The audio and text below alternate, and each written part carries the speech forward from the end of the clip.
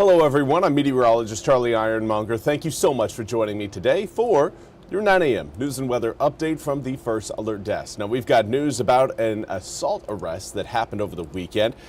According to warrants obtained by WITN, 21-year-old Alasia Hines was arrested by the Greenville Police Department on Sunday. Now, warrants show that on July 11th, Hines assaulted a woman, causing a severe cut to the mouth area in which a portion of the upper lip was ripped off.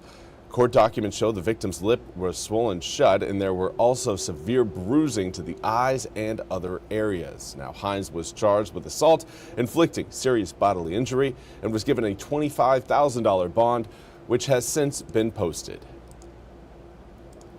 And now we want to turn to the ongoing peace negotiations regarding the war in Ukraine, as President Volodymyr Zelensky is meeting with President Trump to discuss terms of that potential peace deal.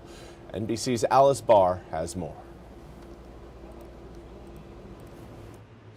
After a nearly 3-hour meeting between President Trump and Ukrainian President Volodymyr Zelensky, the two spoke of progress made, but still no peace plan was finalized. We had a terrific meeting.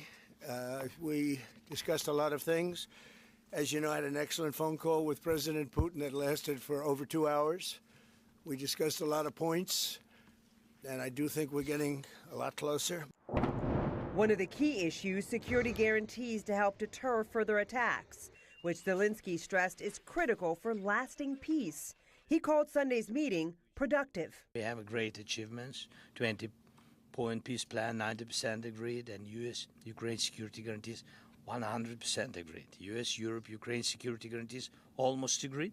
Military dimension, 100% agreed. As for the ongoing battle over land, that still remains unresolved. Have you agreed on the so-called free trade zone on Donbass? How to separate the sites, how to make the separation line, who will be responsible? The word agreed is too strong. I would say not agreed, but we're getting closer to an agreement on that. While the president says Russia wants a deal to happen, he made it clear that Russia did not agree to a temporary ceasefire ahead of any peace deal.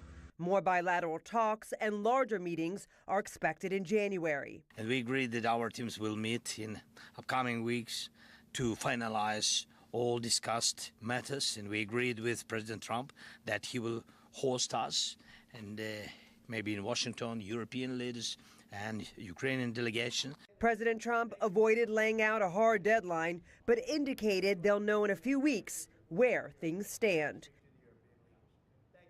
In Washington, Bofta Imam, NBC News. And now, as far as your weather forecast goes, we continue to keep an eye on a large system that will be bringing rain showers into eastern North Carolina coming up today. But before those raindrops get to us, we are going to see air temperatures soar into the low 70s. It's going to be a toasty day today. Tomorrow, everything switches back towards a winter pattern. So if you're a fan of the spring weather, or even maybe the early fall weather, this is going to be the day for you. We're going to be staying quite a bit colder over the following several days.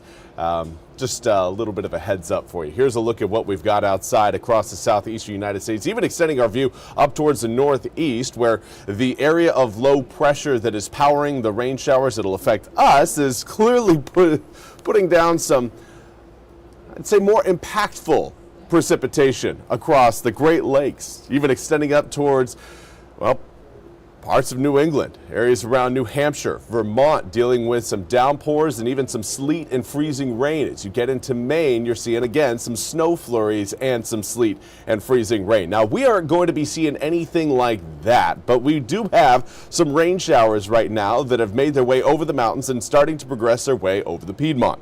Those rain showers, again, expected to work their way into eastern North Carolina coming up this afternoon, and they will likely impact everyone. We're not looking again at, I would say, any sort of severe weather. Nothing you need to concern yourselves with too much with this system, but I do want to highlight the fact that we will be getting rain coming up later on today. Right now you can see a little bit of cloud cover starting to get a little bit thicker back towards Raleigh on the the western side of I-95. East of 95, everything still looks nice and sunny, very clear outside. In fact, we'll take a look at some of our camera shots around eastern North Carolina. Starting out in Washington, the Pamlico River shows again a little bit of some bumps out there. We've got a breeze that's blowing in at about 13 miles an hour. That will create some chop on the water, but currently air temperatures reading in the mid-60s in Washington. We are at 9 o'clock and we're looking at the mid-60s. Today is going to be a warm one. Right now, again, most of eastern North Carolina in that low to mid 60s range. We do have a few areas still in the 50s. We've got 56 degrees in Oriental, 59 in Roanoke Rapids. The rest of us at 60 degrees or warmer, which is significantly warmer than where we were yesterday at this time.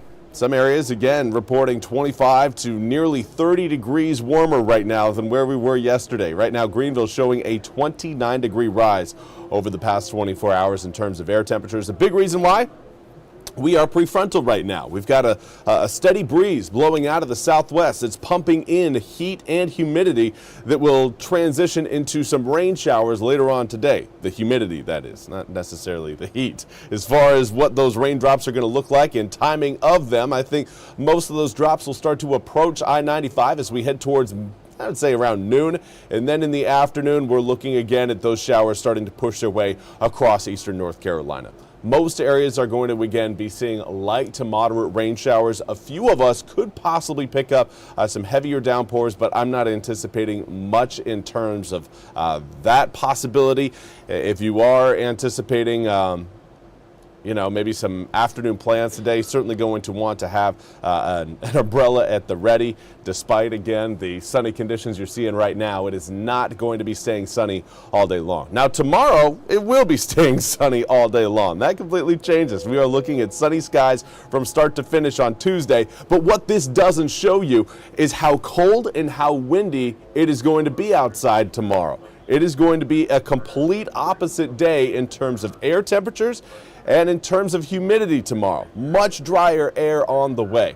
After that cold front works its way off the coast later on today, then that leaves us with the high pressure system coming up for Tuesday. And so long as that high holds off to our west, it's going to maintain at least a bit of a northwesterly wind flow that will keep us cool through the rest of 2025 and into the start of 2026. Let's get to your full 8-day forecast. 70 today, 42 tomorrow.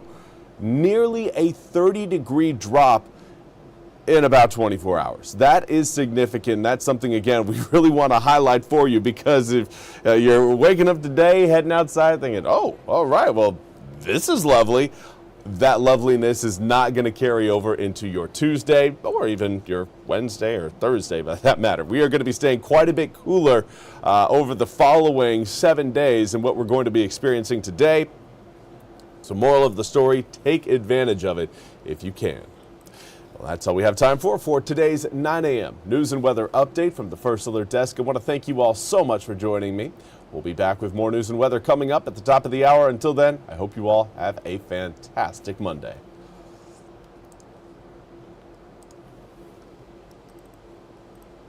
This hour of the WITN First Alert Desk is sponsored by ENC Pirate Realty.